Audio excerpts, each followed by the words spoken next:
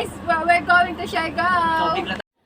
Kumusta people? So for today's video nga ay pumunta kami ng Tacloban City dahil bibilhan ko sila ng mata. Si Syra, si Mama at si Papa. Syempre pati na rin ako. And then uunahin muna namin ang check-up ni Reniel sa kanyang heart doctor. Hindi tayo makakarating sa paruroonan kung walang pamasahe. So, napakabilis nga ng transition. Andito na kami sa Tacloban. Excited na po sila. Pupunta nga pala kami sa Seymour dahil doon kami magpapacheck ng mata at magpapasukat ng eyeglasses para malinaw na ang kanilang paningin. Mas lilinaw ang paningin ni Maring Tiray sa pera.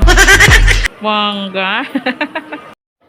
After nga ng check-up namin ay medyo nasad kami kasi nga hindi nagawa ng salamin si Syra dahil nga ang taas ng grade niya, over 1,000 siya. Kailangan muna niyang magpa-check up ng mata bago siya magawa ng salamin kung ano ba talaga ang problema. O siya, bye-bye. See you in my next vlog.